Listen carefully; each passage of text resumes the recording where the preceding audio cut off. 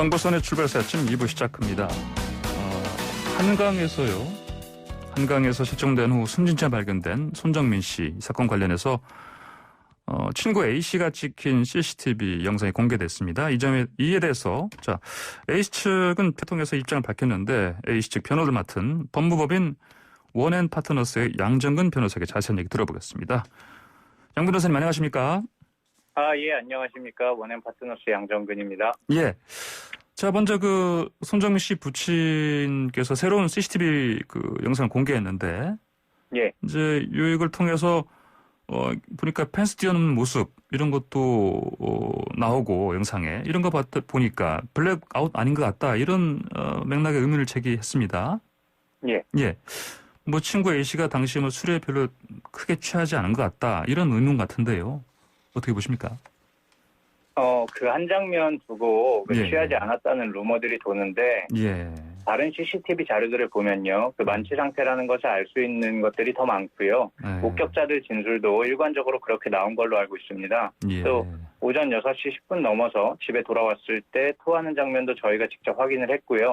예. 이 부분은 관련 전문가에게 직접 좀 물어봐 주셨으면 좋겠는데, 예. 애초에 블랙아웃 상태라는 것이 기억상실 증세를 말하는 것이지 운동 능력이 필요하거나 집중력이 필요한 복잡한 행동도 할 수 있다는 걸로 알고 있습니다. 네, 이건 저희 변호인 쪽에서 이야기를 해봤자 계속 예. 의심을 하시니까 언론에서 좀 직접 관련 전문가를 통해 확인해 주시면 좋겠습니다. 예, 그러니까 이제 블랙아웃이라는 거가 어떤 사고 능력이라든지 행동 능력이 모든 것이 다 사라지는 게 아니다. 예, 기억 능력 부분에만 문제가 생기는 걸로 알고 있고요. 소위 필름이 끊긴다는 거죠. 그래서 예. 블랙아웃 상태에서 평소처럼 행동한 사례는 실제로 굉장히 많습니다.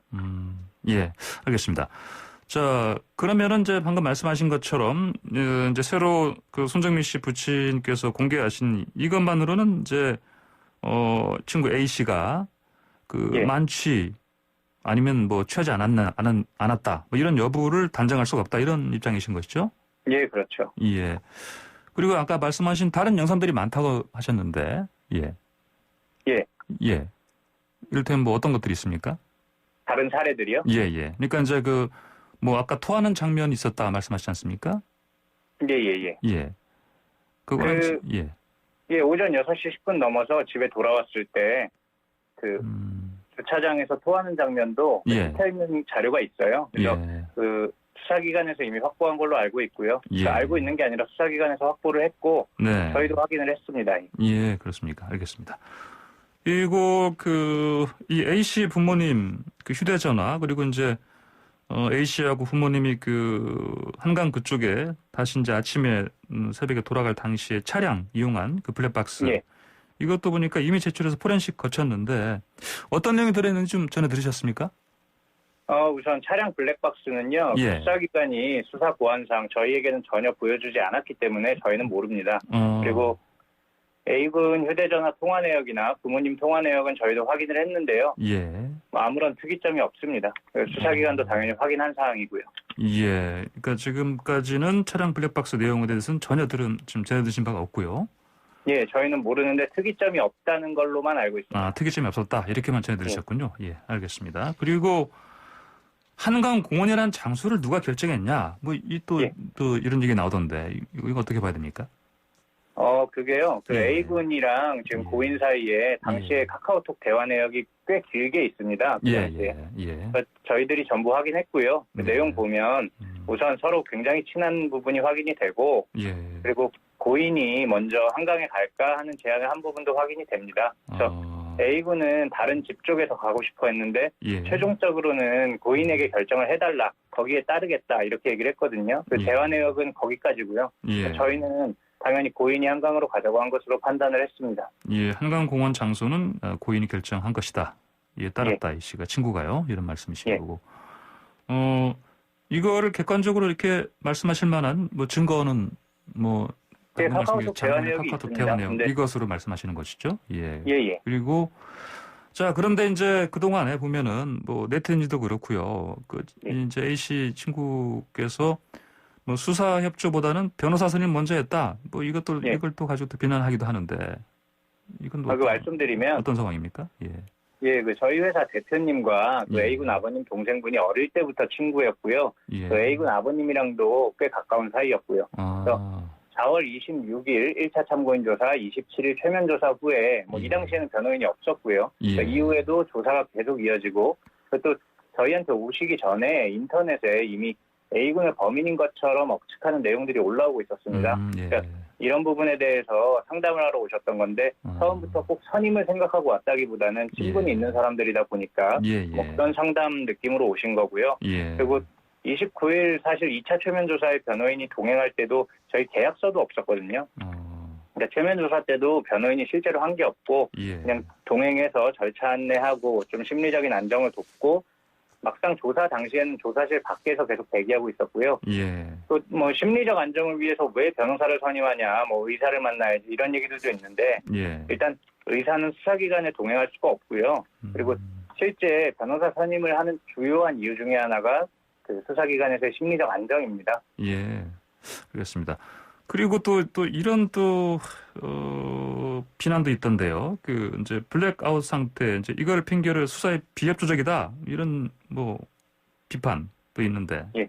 어떻습니까? 우선 그 전제 사실을 말씀드리면 4월 26일에 A군이 처음 변호인 없이 조사 요청 받은 즉시 출석해서 했던 참고인 진술에서 그 외에 바뀐 내용이 없습니다. 근데 마치 진술이 번복된 게 있는 것처럼 그 언론이나 온라인에 잘못 알려진 것들이 있는데 이런 부분에 대해서 다른 언론이랑 이야기를 할 때 저희가 설명도 드렸는데 거의 다 편집돼서 안 나가더라고요. 근데 이제 새로 추가된 내용은 어차피 거의 없고요.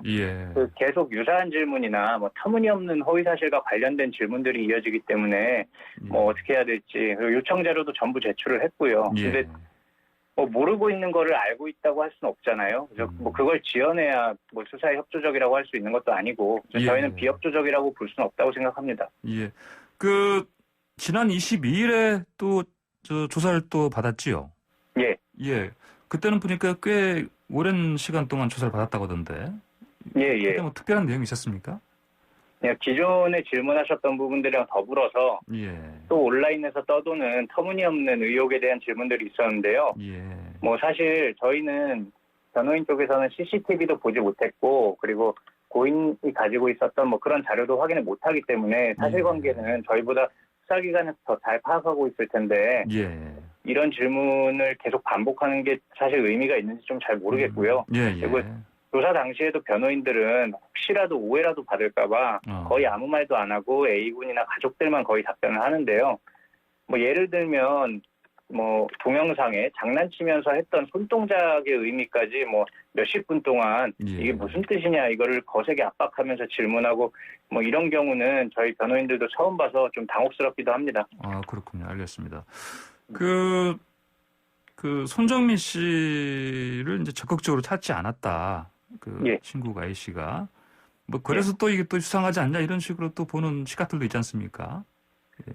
그게 우선 실종 당일에 그 고인을 찾다가 집에 돌아갔던 거는 유족께 연락을 드린 즉시 유족께서 경찰 신고까지 마쳤다고 하셨고 그때도 A군이 계속 만취 상태였거든요. 몸 상태도 안 좋았고 거기다 무엇보다도 이런 비극이 생길 거라고는 전혀 생각을 못했기 때문에 집에 돌아갔던 거고요. 그 다음 날, 다다음 날 계속 유족과 접촉했고 수사기관 조사도 충실히 받았는데 계속 의심스러운 눈빛으로 보는 분들이 있다 보니까 더 이상 고인을 찾는 거에 적극적으로 좀 참여하기가 좀 어려웠습니다. 언론 노출이나 신원 부분 때문에. 근데 당시에 또 적극적으로 찾는 움직임을 보였다면 또 지금 도리어 가식이나 증거인멸을 위한 행동이었다고 그런 억측이 나오지 않았을까 싶기도 합니다. 아까 말씀하신 지난 20일 네 번째 조사에서 또 반복된 그동안에 이미 해명한 것들 그런 것도 다시 질문이 나왔다 말씀하셨는데 혹시 그중에 지금 루머들이 많은데요. 친구 A 측에서 목격자를 매수했다 또 이런 루머도 있습니다. 그렇죠? 그게 참 언론 보도 전까지 저희 쪽에서는 목격자가 있었는지도 몰랐고요. 오히려 저희가 목격자가 나왔다고 해서 그 목격자의 진실성이 담보될 수 있는지 수사기관에 여쭤봤는데 구체적인 목격 내용을 수사기관에서 들은 적도 없고요. 그리고 목격자를 매수했다는 이야기가 나오게 되는 이유를 좀 생각해 봐야 될 것 같습니다. 이게 어떻게든 친구 A씨가 뭔가 범행을 했다라고 결론을 정해놓고 보니까 예. 그 결론에 안 맞는 목격자는 전부 잘못된 것으로 만드는 그런 사고방식으로 보이거든요. 예. 그래서 지금 목격자들 진술 저희도 언론에 나온 정도만 아는데 그거 보면 뭐 도시경에 누워있던 고인의 사진과 관련 진술 뭐 이거 A군의 초기 진술이랑 완전히 일치한 내용이고요. 예. 3시 이후에 뭐 A군이 토하는 모습 목격한 목격자들, 뭐 언덕 쪽에서 자고 있길래 깨웠다는 목격자 전부 진술과 일치하는 내용입니다. 예. 이러면 진술의 신빙성이 있구나 판단을 하는 게 합리적인 것 같은데 예. 이게 A군은 범행을 했고 거짓말을 했다 이렇게 결론을 딱 정해놓고 여기에 안 맞는 진술은 다 그냥 틀린 거야 이렇게 생각을 하다 보니까 매수설이 나오는 게 아닌가 저는 좀 그렇게 생각합니다. 알겠습니다. 앞으로 이런 뭐 루머 이런 거에 대해서 뭐 대응 어떻게 하시는 겁니까? 그 뭐 기존의 언론에서 말씀드린 대로 할 것 같습니다.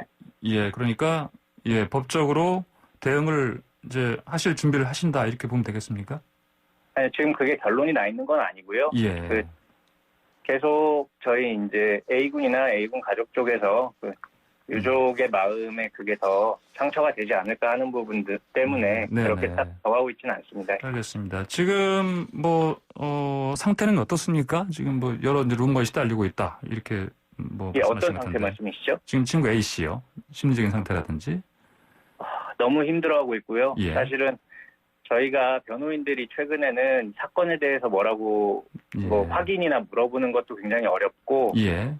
언제나 이제 저희 만날 때마다 항상 고개를 숙이고 있고 거의 단답형으로밖에 대답을 못하는 상태고요. 식사도 거의 못하는 걸로 알고 있습니다. 예. 알겠습니다. 오늘 말씀 여기까지 듣겠습니다. 고맙습니다. 예, 감사합니다. 네, 지금까지 법무법인 원앤파트너스의 양정근 변호사였습니다.